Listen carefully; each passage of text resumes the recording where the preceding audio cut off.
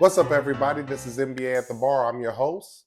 I'm TA. And this is GMoney. And we are brought to you by ATB Media Network, and happy to be with you. Super excited.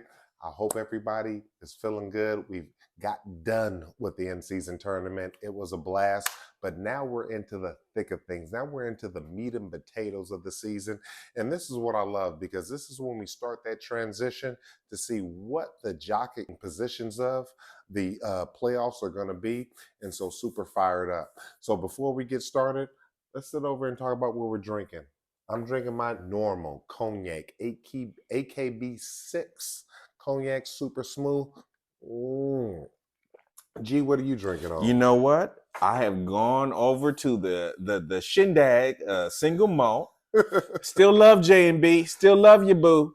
But we on that Shindig. We on that Shindig, without a doubt. Shindig, yes. And before we get started, ladies and gentlemen, do me a favor. I need you to do a couple of things for me. I need you to like, I need you to subscribe, and I need you to download these episodes, because we are every single place that you can find your podcast, and also on YouTube.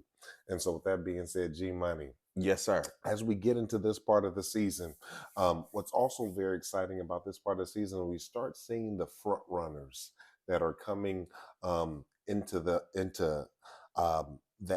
special point in time of the season where we start really being able to identify who are going to be the front runners for MVP. And so I want to start it off. For me, looking at the stats thus far up to this point in the season, man, Luca has been absolutely crushing it. Luca sit over here, and he's number 2 in scoring at 32. He's number 4, if I'm not mistaken, for assist with 9 a game, and he's number 4 also in 3-pointers, with averaging 4 3-pointers a game. So for me, the early season MVP is Luca. But how about you? You know what? Okay, look at you doing your homework. I like that. Well, Luca's a good choice, no doubt. I think I even look at what he just did against the Lakers. So Lakers messed around and they won the in-season tournament, and then Luca said, "I'm gonna go ahead and boo-bop you at home. You ain't gonna beat me though, sir. Mm-hmm. Please believe it." And Luca is doing what Luca has done traditionally through his career at this point. So I'm not surprised at his numbers. In my opinion, I don't see him as the, let's say, runaway front runner for MVP, but his statistics certainly garner that he should be in that argument, because he is producing at he's a triple-double walking. Okay? That's what he is. And he's playing at a phenomenal level. And like I just said, he just beat my team, and he beat them in a highly contested game, in a team that is coming off of a high, and he just did what he does. And he's doing this actually without his main wingman. So, he got a lot of contributions from Hardaway and Likely, and Dante Exum actually is another guy that I thought that really has really stepped up for them for the past 5 or 6 games, and has really produced. But, Luca is the straw. And he might be that drink. Yes, he is. He might be the ice in the glass too, but it doesn't matter. At the end of the day, he's gotten his team to galvanize around him, and they're producing. So yeah, I agree. He's that guy. What I like about this Dallas team is I think this Dallas team can go further than what they've done before, which I think really positions him for that MVP. I mean, obviously, Embiid is still playing at a very high level. We're going to talk a little bit about that shortly. There are a lot of players. LeBron is sitting LeBron at is a very high level. AD with that 40 and 20 game with 5 assists has maybe positioned himself just outside of that circle. So there are a lot of players that are playing exceptionally well. We've talked about them throughout the weeks, but I really think Luca is sitting over here saying, I need to take this mantle. Everybody knows how good I am. Everybody knows how well-rounded I am. I think he wants that MVP type of status, because he hasn't quite been able to grasp it because the team hasn't been that great around him. Yeah. And I think that's always held him back. But I think he has a team now that's going to put him in that upper echelon of top 5, top 6 in the Yeah. overall NBA that puts him in that conversation. You know what? I would just add to that is that I think that Luca just wants to win. And the difference between, let's say, years past is, every NBA player / superstar wants to win and ultimately win the brass ring. But I think Luca has really Luca he's really just dedicated himself to the idea of this team could really be something and go somewhere, and I'm the guy who's going to bring them there. And he's dedicated himself. I think he's in arguably maybe the best shape that we've ever seen him in. Right, because he's never come in great shape. Right. He's just always been a guy who's had a skill set that has dominated most players.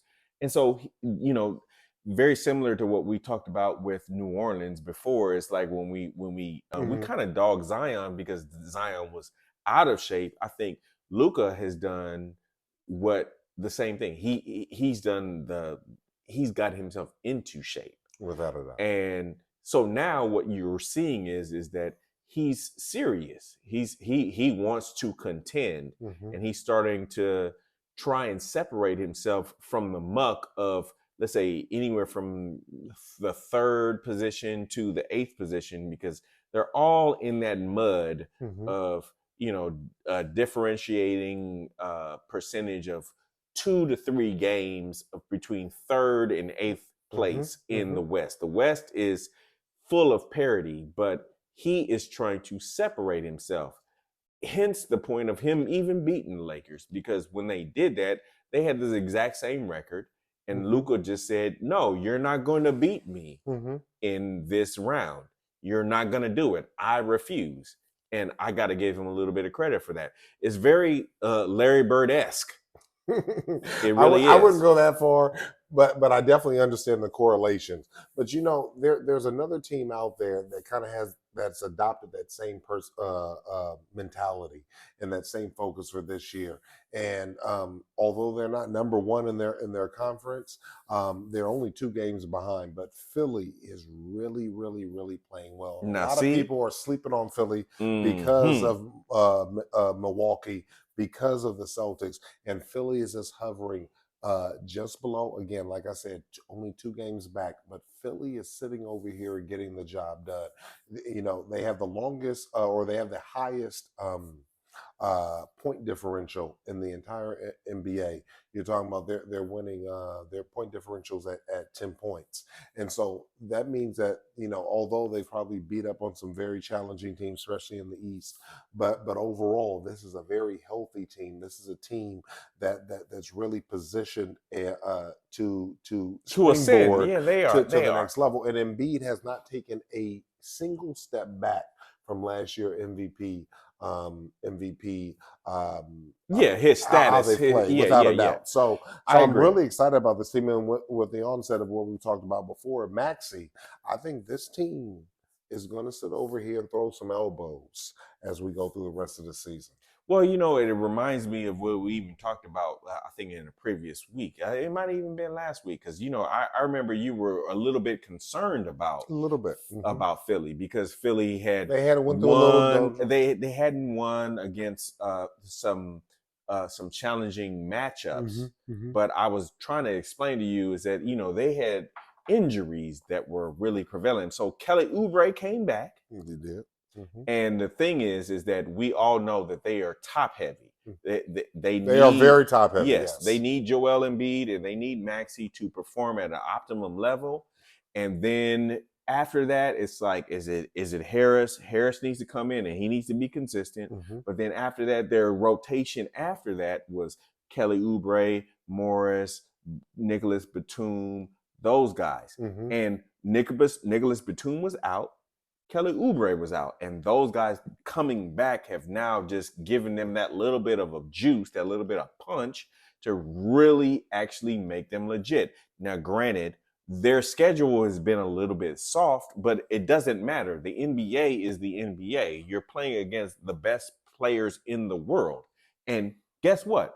they have smacked everybody that has come up to them when those two guys came back. Oubre especially. Mhm. They just whooped on Charlotte. Mhm. So they're legit. They are a threat. And I think having a soft schedule early is actually a very good thing for teams. You know, Denver also has a soft schedule early. And the reason why is because you can sit over and work out the kinks as teams change year Yes, over create year. rhythm. Correct. Create that All of rhythm and sit over here and put themselves in a position that when the schedule does get more challenging, that they have the ability to sit over and weather that storm, sit over and come out ahead after having those groupings of tough games, and that's ahead of them. They've had a little bit of that in the first say quarter third of the season, but in the second 2/3 of the season, I think they're very well positioned outside of Yep. injury, with everybody being healthy, that they can make a true push. So I'm Yep. super excited about Philly. Joel Embiid, you have to say him on the front end of this because look, he is playing he won the MVP last year. And he's playing at the he's same playing level. at the same level. And that is a testament to him. It is just like, man, if you're going to come out here and give me 30 and 15 every night, Take it all day long. I'll take it all day long. I don't think that I've seen numbers been as consistent from the center position since Shaq. I would agree. Yes. To where he's really just he's displaying dominance. Yeah, I'm a monster. And you know, this is a team that has had their ups and downs, have had to go through some rigmaroles. But you know, there's another team out there that's also gone through some very unique changes. You know, this team has sit over and added players and completely made the team dysfunctional with the players that they've added. The Clippers now, after going through their early season trials and tribulations, have now transitioned, have found a great rotation. With Westbrook sitting over volunteering, going to the bench, Harden getting in his groove and finding his rhythm, finding what his place actually is on the team. He thought he was going to come in here and possibly be the old Harden, but the reality is he's playing the same role that he played with Philadelphia, which is much more the distributor. Yeah. And so that's what works with the Clipper team as it currently sits. And with everybody falling into their roles, now you see them ascending. They have the longest win streak of any team in the NBA right now with 6 straight wins. And this is a team that's on the ascension. They obviously had the talent. It just had to have those pieces be fitting in the proper way for them to sit over here and make it happen. And that's what we're seeing now. I agree with that. Look, Ty Lue, kudos to him. He's a great coach. He's a winning coach, a championship winning coach. And so it was natural that he would align his troops. And yes, he has figured out that I think even you and I both were kind of questioning whether or not he should start Westbrook or have Harden come off the bench. And he elected to go with James Harden in the starter. Well, Westbrook actually volunteered because he knew of the writing on the wall. But that was coming no matter what. But it was logical because now that you're seeing them in their, let's say, in their full throat of rhythm now, I've always questioned the Clippers, and I've always said that the Clippers will find a way to clop, but they have not been clopping. I think this might be the season that they might be able to graduate beyond the clopping and sit over here and really put themselves in a position to be a threat. I think this is a legitimate Western Conference Finals. They absolutely are threat. They absolutely are, because now what you're seeing is that you're seeing the ascension of and the reintroduction of Powell in that rhythm and in that rotation. He's playing at a very high level. Most definitely. And I think that it is also because of the playmaking ability of James Harden. And now he's got, so even when you have Paul George, who's gotten injured, and then he's even had to go away for, let's say, a game or two, but it doesn't matter because they know, and Kawhi is healthy. So you have they've had traditional injuries that have happened and has always plagued that team. But now what you have is a consistent playmaker in James Harden, and he will always be the quintessential point guard who will get them in and out of their sets effectively, whether or not they're going in transition or half court. They are a danger at every point. And now you have Kawhi, who is consistently healthy, that whatever was plaguing him with that quadricep and that knee, I don't think he's missed a game this season. I think that he might be full throated, which is a scary thing for the league. Without a doubt. Look, he looks dangerous, and he's even more dangerous when you have the playmaking ability of James Harden to just deliver him the ball. I mean, they really look scary, and then listen.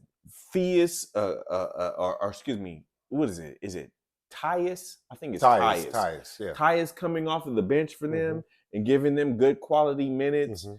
I mean, they look solid. So as much as I, as a Laker fan, just say, the Clippers, they will find a way to clap. Right. But it's hard to argue right now. Without a doubt. Now, this is definitely a testament to Ty Lue. And I saw a great quote about Ty Lue about how a coach has to be very even keeled. Like, there can't be any highs, there can't be any lows, because the team is going to feed off of that. And so if you get frustrated when times are down, when they can see it weighing on the coach, then the players will sit over here and they'll emanate that. Yeah, they'll reflect that. Will reflect that. And so one thing I love about Ty Lue is he remains consistent. He understands that this is a long season, it's 82 games, and that like the playoffs aren't made in the first quarter of the season. No doubt. They for damn sure aren't won. You're not going to get to the championship on what you do here. What you do in the first 25% of the first quarter of the season is you have to sit over and figure out what the proper rotations are, who plays best with who, and how that's going to sit over here and unfold itself. And then you give them consistent minutes. And then you give them consistent minutes, and you have a consistent rotation. Yes, and they know their roles. Correct. And so when you take your time to sit over and figure that out, which is what he's done, now people are falling into their roles and getting comfortable in them. And then it just becomes about mastering and becoming great in that individual role. So kudos to him. Kudos to that whole entire team, because again, as you know, I'm a Clipper fan, and I'm excited to sit over here and see this team with all the potential, all the hoopla that was made when Harden was traded there, and then they fell straight on their faces, that the team didn't panic, the coach didn't panic, the players didn't panic, and that they allowed themselves to work through this, get right on track, and be ready to ascend. So the only thing that I like about this at the end of the day is that it's like, I want to be like, West Side. Yeah, without a doubt. It's West Coast. Yeah, man, between Westbrook, between Paul George, Kawhi, and James Harden, like they remind me of the guards that we all kind of like grew up with, and there was a whole bevy of them that were really good, and I even go harken even back all the way to Reggie Miller. There was just always these guards that where the East Coast always got all the love, but I always felt like the meat and potatoes of guards were in the West Coast, and they are representing that mantra very well on that team. They really are, without a doubt. So I love it from that perspective. But as a Laker fan, I'm like, boo and bah humbug. I still just, I'm a Clipper hater. But you know what? They're going to, they have the potential to be a shock and awe team. They could just be not the narrative that anybody's talking about, and then they can end up having the ring in the end, because that's how good they look. And they look great. And then we have a lot of young teams that have ascended early, and let's see what happens 20, 30 games from now, when now we're 50 games in and the season begins wearing on you, your body begins to sit over here and break down a little bit, and then Agreed. And them going full on out and not really knowing how to measure themselves and how to sit over here and go with the ebbs and flow of the season. Let's see where this team will be 25 games from now, and I guarantee you they'll be in a greater position than they are now. I agree. I agree. So talking about We another agreeing team. too much though. We're agreeing right now, and that's rare because usually you on some other shit. I know. But I love it. I love that we're agreeing, and when the reason why we're agreeing is because this season is playing out in a way that things are kind of overt and kind of out there and kind of deliberate. It's not that we're kind of guessing. It's not kind of like this is what we're prognosticating. We're seeing things literally formulate themselves. Yes. And we're seeing that with the Miami Heat. You know, Miami Heat is been a team that's kind of started slowly, but always gotten there when it comes to playoff time. Getting the playoff time, then they're a team that you don't want to see in the playoffs. And traditionally, it takes a little bit longer for them to get in the position that they are now. But the Miami Heat have made a complete 180 turn from where they started the season off. They started the season off very, very, very slow. And now they've made their run, and they've made their run early, which is nice, and not doing it late. Because if you make your run early, then it's not about just getting in, it's about how high you can get. And so I think Miami is kind of in that position now to where they've positioned themselves to where they're just outside the window, but they're only a game outside of that window, and they can start playing the game of how high I can get by the time we get to the All-Star break, and then really be positioned once we get to that All-Star break to sit over and make and jump into that maybe top 4, top 5 of the Eastern Conference. They're always scary. Look, you know how all of us who have played ball, we know we have this, you know, so-and-so basketball T-shirt, you know, that we wear, and it's like, this is the brand, this is the essence of what it is that we deliver as a product to you, the masses. It's like, this is our brand of basketball. In Miami Heat basketball, it's been about winning, and you know, from the tree of Pat Riley has come this team, and you know, their coach, the DNA of Pat Riley runs in this team deeply. And so, you know, was it Jaquez? Jaquez, yeah. I was gonna bring him up. Jaquez has done a great job in terms of filling in for Tyler Herro. Yes. So you know, and the funny thing is that we all thought that when they lost Tyler Herro, and you know, and then Robinson, who was a 3-point threat naturally, but even he got hurt. But Jaquez has just come in here, and he's been like a baby version of Jimmy Butler. They're just in terms of the things that he does, the playmaking that he produces. It's impressive. And then him doing that with Tyler Herro going down, because that was a devastating, let's say, blow to that team, because they've been thin. So you got to give them a lot of love on just their mantra, the moxie of the team. Yeah. What makes it interesting is now we realize, because they've been pushing Tyler Herro for a trade. Yeah. And you're like, why would you want to trade Tyler Herro? Dumb as hell to me. But see, the thing is now we know why. Because they knew what they had in Jaquez. They knew that they had a player that was going to be able to step in, that had a little bit more grit. I think he has a little bit more grit when you're comparing him to our man with Jimmy Butler. He's like a mini Jimmy. He's like a mini Jimmy, but what I'm saying is that individuals that have that type of grit, and to be perfectly honest, I know Tyler Herro is skilled, but I've never felt that he was the most grittiest player. And so when you have Jaquez that can come in here and fill that role and have that grit that works more symbiotic with that team, you know, from the GM, from Pat Riley on down, that's what really works the best. So now I'm understanding why they were sitting over here ready and prepared to trade Herro. You know what? The only thing that I will say is that Tyler Herro is a score first guard. That is it. And the reason why you still want him is because he still plays defense and he's young. So those two intangibles are really valuable on your team, especially if you're, you know, being heavy on Bam and you're being heavy on Jimmy. So now, I agree with that, but we understand why they were trying to, or why they were comfortable with trading him. Agreed.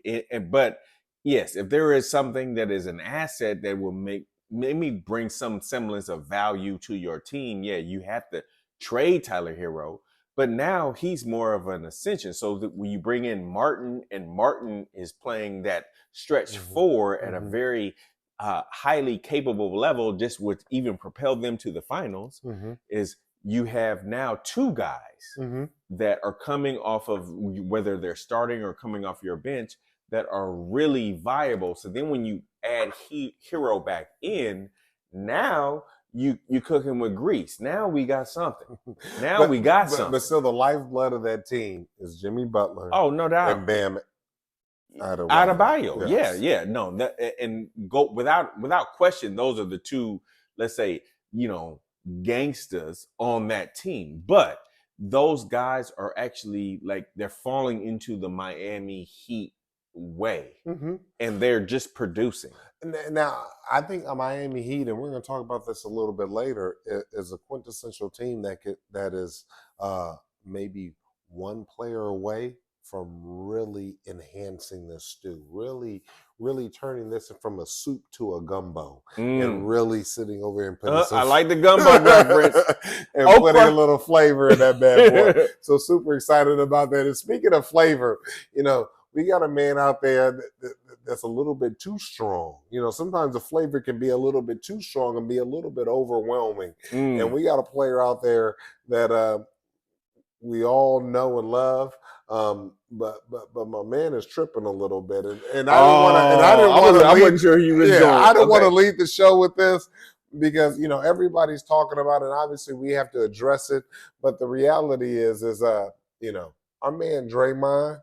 Draymond is tripping. I don't know if he's sitting over here suffering from some CTE. I don't know what's going on with my man, but Draymond is when you sit over here and have 3 infractions in the span of something like 10 days or something like that, or 10 games. I forgot what I read, what the ratio was, but we've seen a very consistent pattern in a very short period of time that now has people questioning his mental health.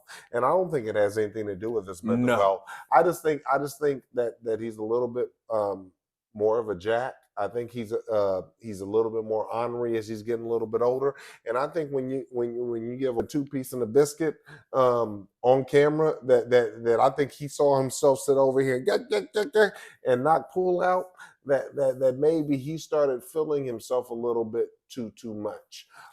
Well, you know what I think? So what I find interesting about Golden State, and this is how I almost say the degradation of Camelot, because they had a perfect storm, right? Yeah. The thing about Draymond is Draymond was always the shit starter on that team, and it worked really well because he knew how to play make, and does, and I shouldn't even say it in past tense. He does. He effectively knows how to play make and to execute and deliver the ball to his shooters, being Klay Thompson and Steph. He's a refined Dennis Rodman. Yes. That's a perfect segue analogy. He is a refined Dennis Rodman. The thing that I think is he has been rewarded for being a jack. They won the championship 2 or 3 seasons ago. That's a team without any rough edges. Yes. And so he provided that rough edge. And so if he could be the cover or be the embodiment for the team of the rough edge, then they wanted to sit over here and galvanize around that, galvanize with that. And for the sake of the audience, in simple terms, winning basketball, you need a little bit of everything. You need somebody who is going to be tough enough to be a real legitimate opposition to the superstars that you're fighting against. So the thing of the Showtime Lakers, Rambis played that role. Yes, yes, and and you know what? And they had it. Just speaking to the Lakers, they had it in spades. They had it with Kareem. Kareem was a very disciplined, tough guy. They had it in Magic Johnson. The thing about the Golden State Warriors is the quintessential tough guy on their team that when things got tough and we needed to get a stop, it was Draymond. It was. It just was. And Andre Iguodala. Yes. I think that those were the quintessential guys, and they would hit clutch shots, and that allowed everybody else to continue to flow because there's a certain attitude that comes in competition.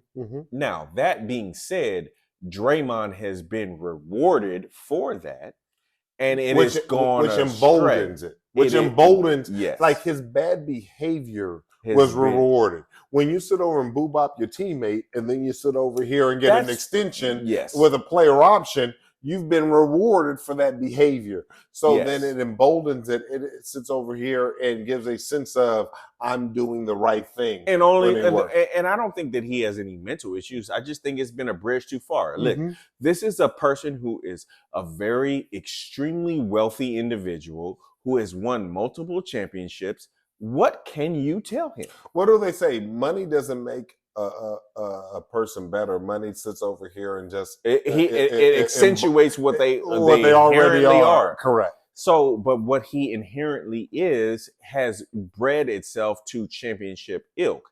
The thing is now he doesn't understand, and we've heard this actually in, let's say, other commentaries, that he may not understand where he is going a bridge too far. He doesn't understand where he might be crossing the line. And I think that the league and the fact that the degradation of their talent overall on that team and the struggles of that team has exposed him a little bit more. So where his antics are now being heightened. So you can't do some of the things that you've been doing because you're not beating everybody by 30. And you don't have the best team in the league, bruh. So when you do these things, it starts to look more magnified. And now we're looking at you in a different lens. In a different light. You know, what I do know is that in certain teams, when you've had these situations crop up, they usually come from teams that are a little bit softer, and the individual that's acting up is the badass on that team. You know, the reality is, especially in old school in our day, that there was another player that would sit over here and be able to counteract that behavior through checking it. You know, somebody sitting over and standing up to a Draymond in the locker room and saying, you've gone a bridge too far. I don't think they have that. Well, Draymond is the toughest individual on that team. Andre has since retired, who he would have maybe been an individual to step up. Just say, hey, bro, calm down. Or sit over and say, you're out of control. Yeah, don't do that. And read him the riot act and don't have to worry about getting punched in the mouth. Yes. That team doesn't have a player on the squad that can sit over here and stand up to Draymond without the fear of getting stuck in the mouth. But you know what? In defense of him, the only thing that I don't like that is now the narrative is that when people in let's say not even social media, just general media start to talk about Draymond and they say, oh, okay, well now he needs therapy, he needs help. The trigger word now is help. Help is relative to him understanding that he is going overboard. It doesn't mean that he is, let's say, mentally fragile or that he is not astute in understanding the ramifications of his actions. It's just now he needs to understand that this is going to hurt your bottom line, sir. This is going to hurt your pockets. Not just his pockets, reel it his back. Legacy. Yes. That's what I feel is the greatest impact to him. This man, without these recent last 15 months, 6 infractions, we were looking at probably a first ballot Hall of Famer. We were looking at an individual that could have gone on and been a great media personality. And I still think that he could do all of those things. He just needs to understand. Well, let's see what that third act is going to be. Yes, he just needs to understand that you're now impacting that. So you need to allow all of the positive attributes that you have to shine through over these other actions, because now these other actions are ruling the day. And just scale that back. Well, this is what I feel is he's lucky he's not playing on a team with Kobe or Charles Oakley or Ron Artest, because he would have been, not with Kobe per se, but he would have been popped in the mouth with some of these realer dudes.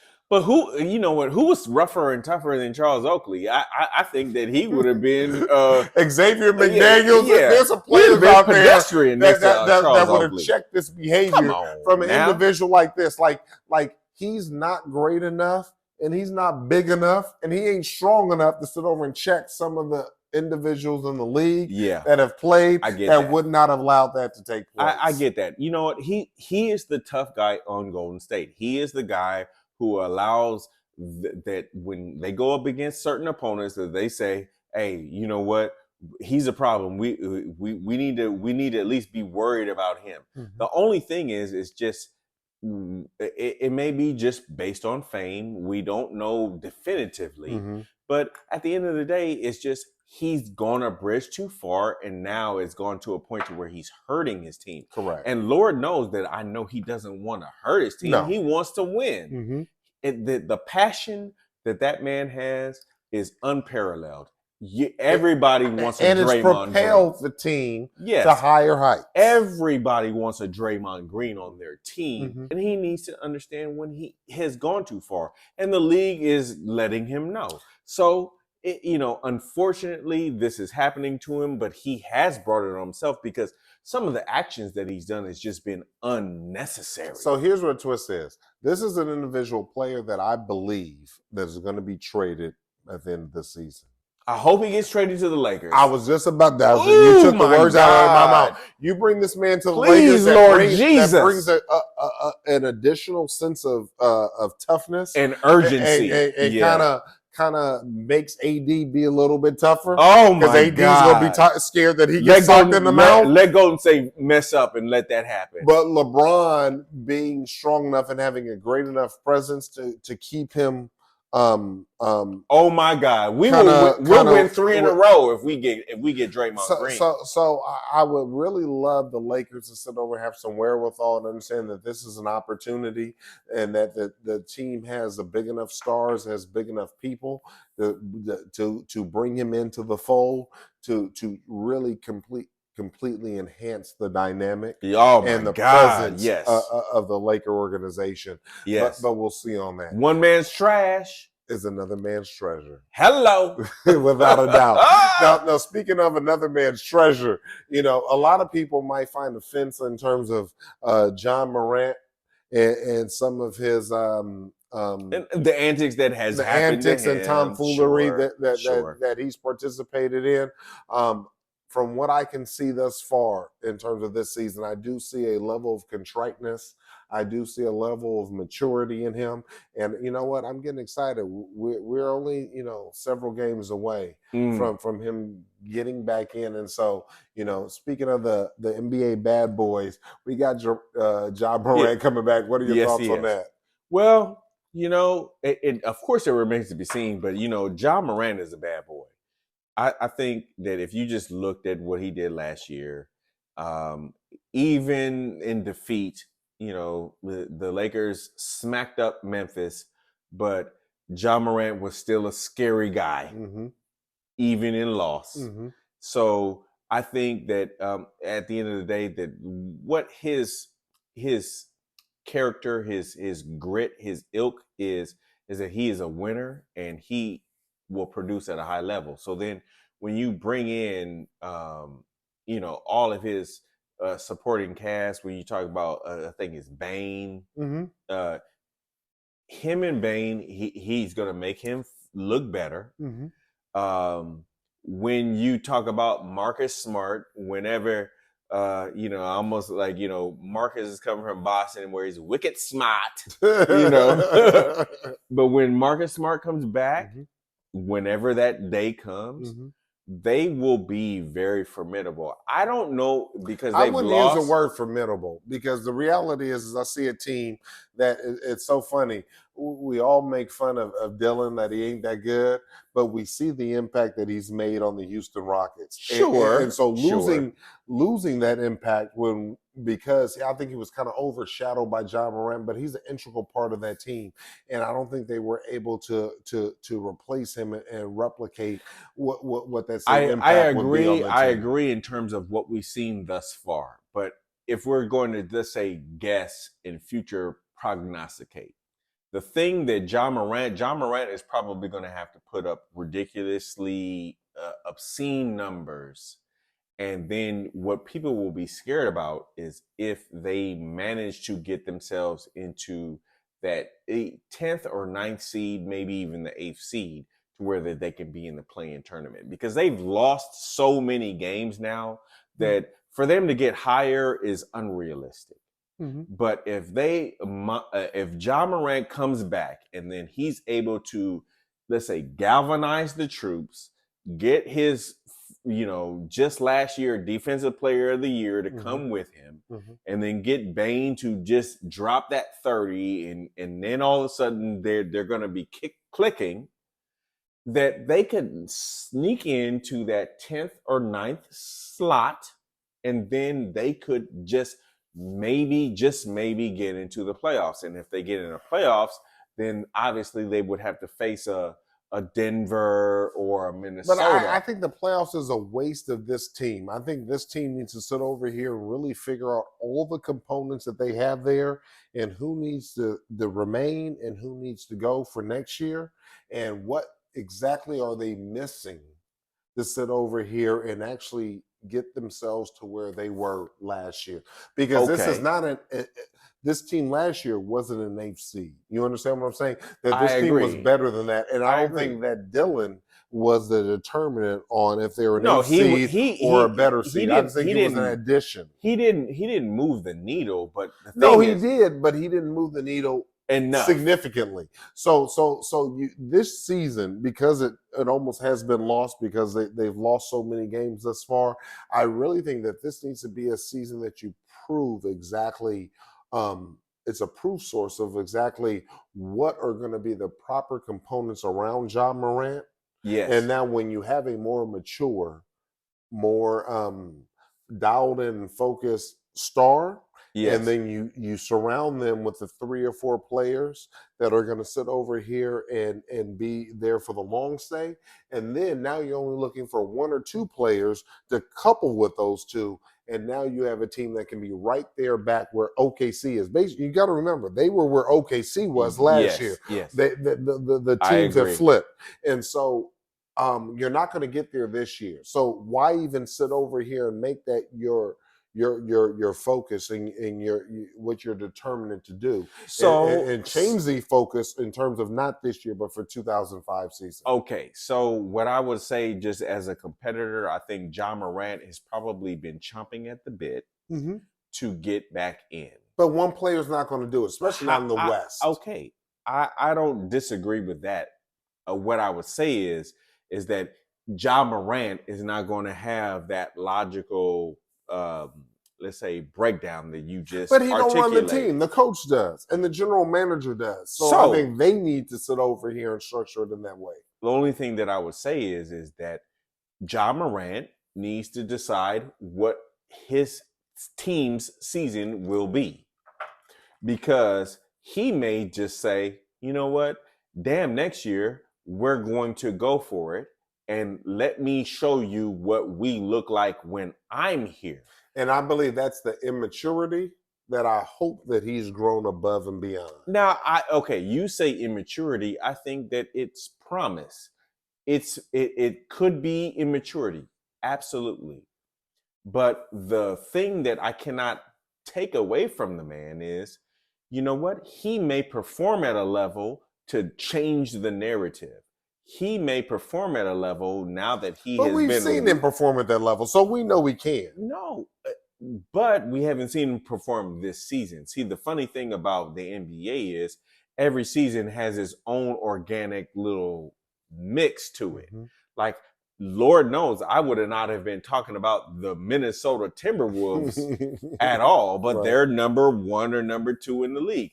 Nor, Lord knows, I would not have been talking about the OKC. Orlando Magic or the Orlando Magic. So So the funny thing is there's just enough games because this is not at the All-Star break, mind you. Mm-hmm. So there's just enough games to where can he bring his team back into a position of relevance, even though they have been getting smacked by the league every time, Boop, boop, boop, boop, all the boop. time. They've been getting smacked. Mm-hmm. So can he bring his team? And will he bring that narrative back up to where we can at least entertain the possibility of them being a potential playoff threat? I think that would be his goal. Well, he can play what his heart desires. I think the leadership of the team needs to understand the big picture. And the big picture is that this season is probably gone. It's probably a wash. So let's sit I don't over disagree here with and that. let's set up for the next 2 or 3 seasons following this season. And if there's you sound like a GM. Well, I'm something like that. Yes. Yeah, you sound like a GM. Because that's a GM stance. That's a GM stance. That is a GM's perspective. Right, without a doubt. My playing days are long gone. I'm like Booth with the Denver Nuggets. I'm sitting over looking at the business side of it. I'm looking at the long-term side of it. But with that being said, I want to talk about a couple more teams that are tickling my fancy. That are getting me a little bit excited. I had the opportunity to live in New York City a few years ago, and there was nothing greater than my first day getting into that city and staying at the New Yorker, which is just about a block away from Madison Square Garden. And in my very first day landing in the city, I'd never been there before, and I'm just moving there. Never been to the city before, and being able to walk down the block and sitting over here and going to see the Madison Square Garden and, the Knickerbockers. New York Knickerbockers. The very first game I went to with my wife, she sat over here and surprised me with some tickets to the New York Knickerbockers, to the Knicks and the Charlotte Hornets, and they went into double overtime in that game that she took me to. It was such a phenomenal game, and being in Madison Square Garden, that energy and that environment that's in there, and just in the overall city. Right. And so when we look at the Knicks, that team is now like literally playing in a way, we see Brunson sitting over putting up 50. Yep. I mean, something special is happening here. I can't put my finger on it. I know, but I know something let me help special is happening. Let me help you. Let me help you. Okay, because I like the Knicks, man. I know. Okay, so yeah, Jalen Brunson he's a problem. Mm-hmm. He's like a Swiss Army knife. Mm-hmm. That dude, he might not be the fastest. He's certainly not the tallest, but he's a problem. He's going to give it to you. And he can get in space, and he finds a way to gadget himself to get into space, and he can deliver, and he does it consistently. And he gets to the line. Yeah. He gets to the line. That is so lost with so many teams in this new era of the NBA of how important. It's so funny. Harden made his career off of getting to the line, and people talk so much shit about him sitting over here and flailing and faking and acting, but the ability to get to the line. Yes, is so powerful. No matter what era we're in, and you have to hit when you get there. Mm-hmm. And so, okay, so then you have him, Julius, just from him being drafted from the Lakers, I've always followed him, but I think that he's finally maturing in himself. He's maturing, and then, as a player. Yes. And then Hardenstein, the funny thing is Robinson getting hurt, it was certainly a blow because I think that was a natural contributor to their team. But Hardenstein is a little bit more of a playmaker at center. So him being there, then you have Hart, who's also a playmaker. They have complementary pieces. Very good complementary pieces. I really am excited about what it is that they'll do. There's just the Knicks, when they play the teams that are the allotted high-powered offensive teams, sometimes they shrink. And the reason why, and what scares me about this team is that there's no superstar. Well, no. Well, as much as we Brunson might be. Well, that's a might.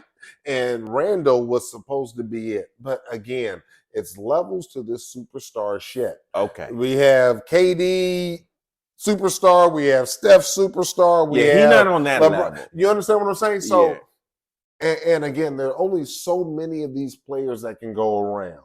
Yeah. So the he's not going to reality go nuclear is that there's some every time. players, there's some teams that are just going to be devoid of that level of superstar. And so all you can do is sit over here and have a composite of a team with as many players as you can that are just below that superstar level to get you there. And this kind of fits that deal. Yes. But what happens is when you don't have one that's like knocking at the glass ceiling of getting into that superstar level is when they do play those teams that have a superstar or two, because this is a superstar led league, that if you don't have that quintessential superstar and we thought Randall was that, and I don't quite believe he's there. No. I think he's maybe here, but he's great with Brunson and with all the people that you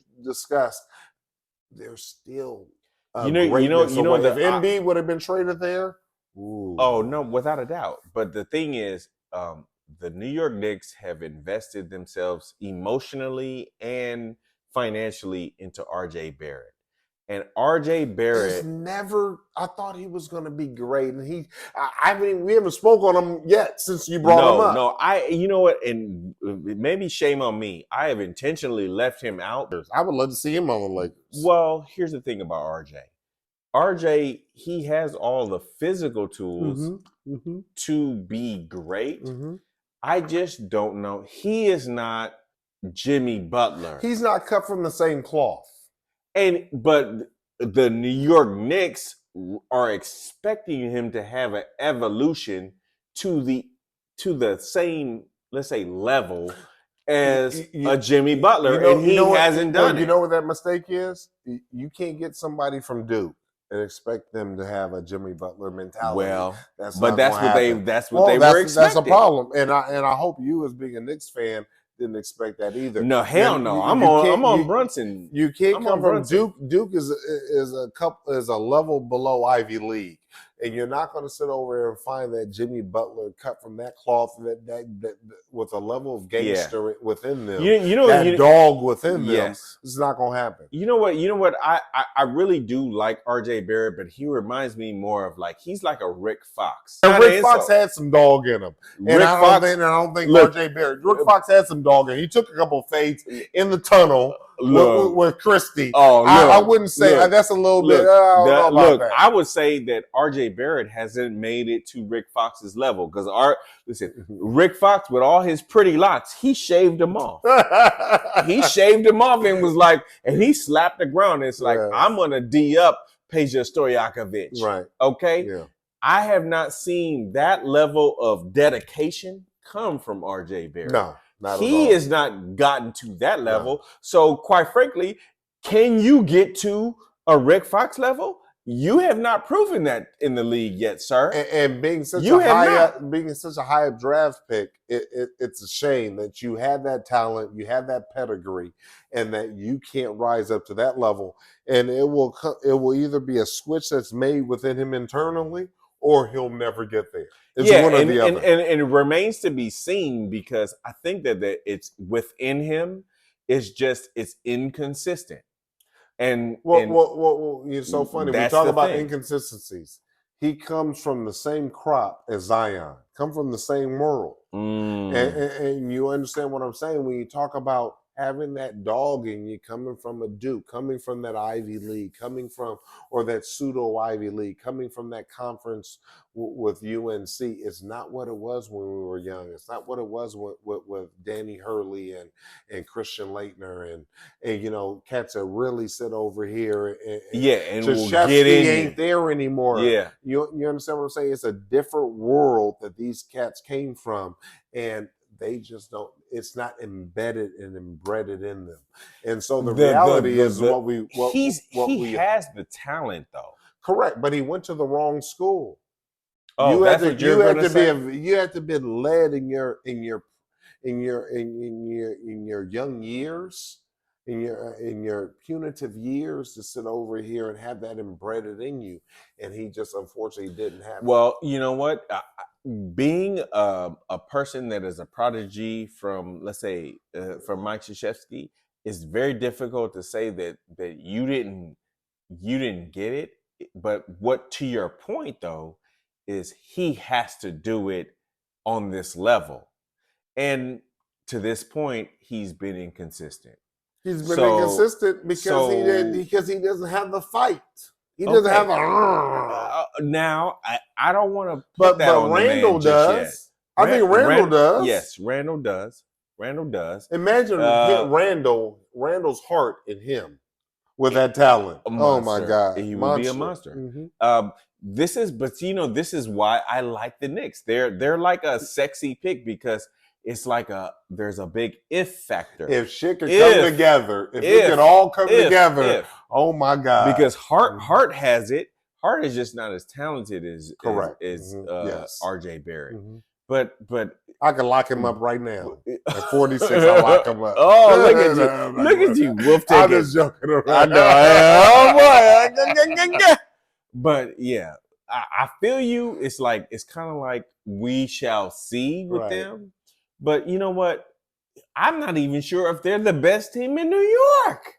And how about that? And I know you've been high on this team. Mm-hmm. You've been begging us to talk about them.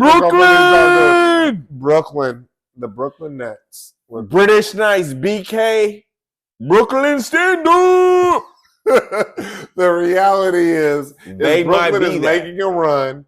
And that team is formulating itself and coalescing itself to sit over here and be somebody that we have to pay attention to, even without their main star, which is Ben. Oh, Ben! I'm talking about Ben. Ben. Well, look, I will disagree with you. Okay. Allow me to disagree.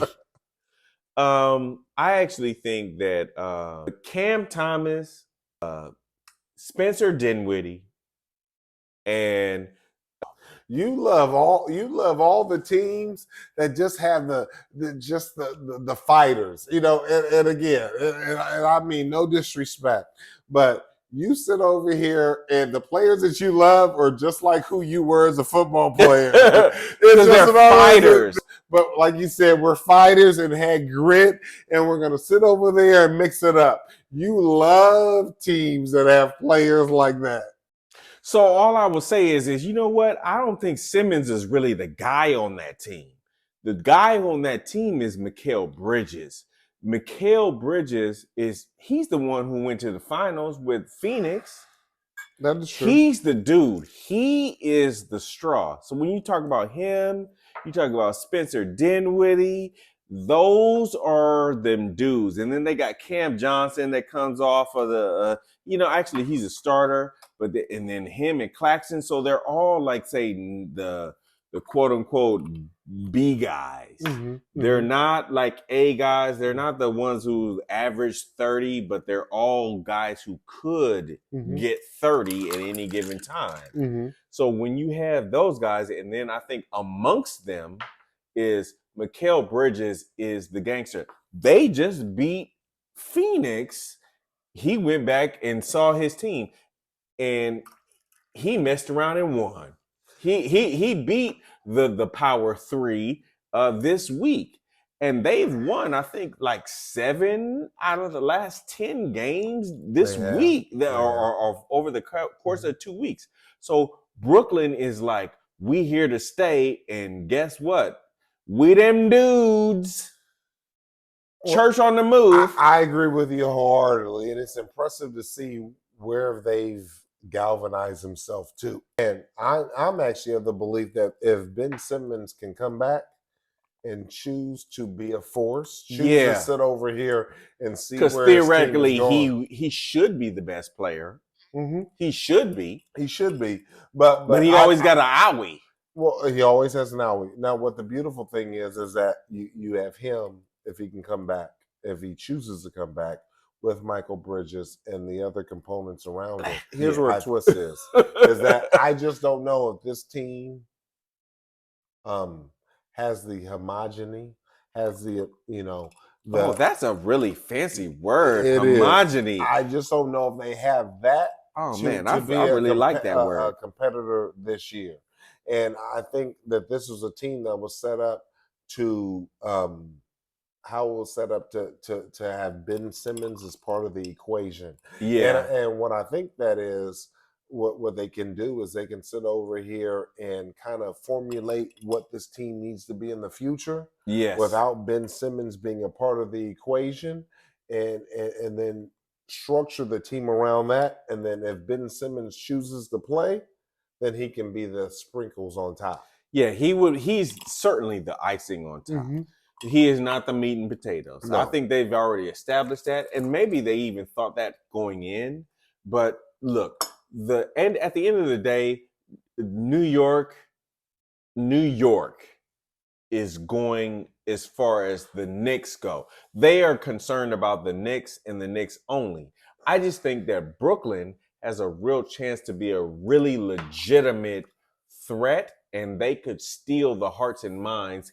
Very, let's say, a la Lakers Clippers. Well, I think They have no, the no, no, no, no, no, ability no, to no, do that. because the Lakers and Clippers can perform well enough to not be in the play-in game. I don't think that the Knicks and the Nets can both perform to be inside of that playing game. I think the Nets' best hope is to be in the playing game. But what I do believe Okay. is in the future that both major markets, the Lakers, the LA, and New York, have two teams that can, within the next 2 to 3 years, next 2 years, be in the mix to where they're both outside of that playing game, as long as they are constructed properly, and not lose the fact that you're not going to be a player in this game, in this league, without having a real major superstar. Okay. So both New York teams need to get superstars. And the difference between New York and LA is LA has superstars, New York doesn't. They've ensembled good teams without superstars. And what they need to understand is the Brooklyn tried to make a super team. They didn't do a very good job in making a super team. And this is the aftermath thereafter. Correct, but that aftermath doesn't have to be a barren desert for the next 5 years. And only thing because they've done a decent job at Correct. creating a team. So Correct. it's just about finding, and the markets are too great. And what's so disturbing is that these are the New York market is phenomenal work. I lived out there; it's phenomenal. Big name people would want to go there, but you have to swing big. You have to sit over here and be prepared to give up to get. Yes, And the I Knicks get that. need to do that. One of them. I think the Knicks need to get Embiid. I'm not sure if that's going to happen, but go ahead. Well, wish on a star. Okay, wish on a star. They had their opportunity, they missed it. Yeah, I just think that each one of them, they've created nice, sound teams. yes. Get one superstar. You don't have to have a big two or big three. They've been looking to replace Patrick Ewing for eons, right? Patrick Ewing brought them to the wedding, but we didn't say I do. They were always the bridesmaid. They were always almost there. But he was never great. He was never MVP player. That's why Embiid fitting in New York is that missing ingredient. I agree, but guess what? The $1 million thing is they'd have to convince Embiid to Embiid wanted to go. Embiid wanted to go. And this is what the deal is. Give up Randall or give up Brunson and get Embiid over there. Now with Brooklyn, because we're on Brooklyn, I don't know what they can do right now, to be perfectly honest with you. I don't have an answer for them, but there is an answer out there to round out this roster, to get them outside of the play-in, and I don't think we have a roster. Okay. I don't think we have even an organization at this point that can get them into the top 3. But I do believe, because if they couldn't do it with KD and with the ensemble, they can't do it. But what I do believe is to get them there to where they can get outside of the play-in into the actual playoffs, and then let's roll the dice and see where we're at. I just think that when I brought the analogy to the Lakers Clippers, it's very simple to me. The thing about the cities loving teams, right? At the end of the day, LA is the prominent team in the West, and then secondary tag team is the Clippers. My thought process is outside of Bridges, Brooklyn is a team that needs a superstar. And this is a team that's driven by superstars. And unfortunately, they don't have that superstar. So until they do, and and here's what the reality is. Here's what the beautiful thing is we have now come upon the time in the season that is probably my most favorite, because it gives teams hope. And that's when you sit over here and transition into free agency. And we have a free agency window that's going to sit over here and be about 4 to 5 weeks or so. And we've just begun to scratch the surface of it.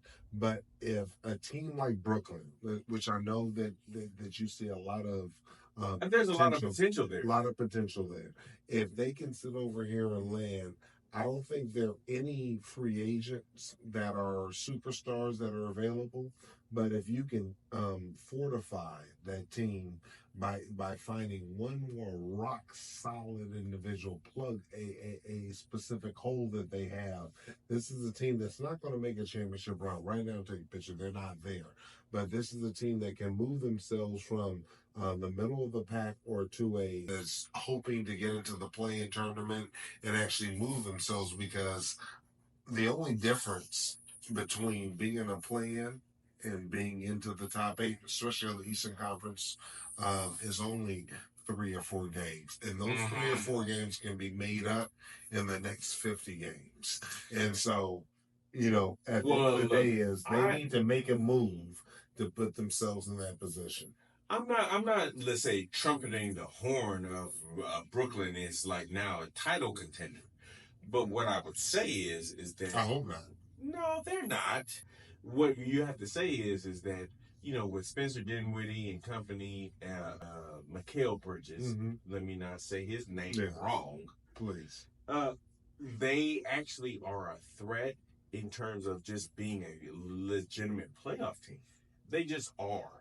We know Ben had the ability to be a superstar coming into this league. I don't know that he has truly made the choice to grasp that deal. But the reality is what's exciting is we have 2 New York teams, just like we have 2 LA teams that are in the mix. Yes. And hey, before we get out of here, I need you guys to do me a quick favor. We've had a lot of fun today, but I need you to sit over here and like, subscribe, and download all of our episodes. Sit over here and go back and listen. We've talked nothing but great NBA. Yep. And you'll see how phenomenal and how we on the grindstone. And we're on the grindstone, not just for us having fun drinking here and talking some basketball, but also for y'all. So like, subscribe, and download. Yep. Appreciate you. We singing. Bang, bang. Bang.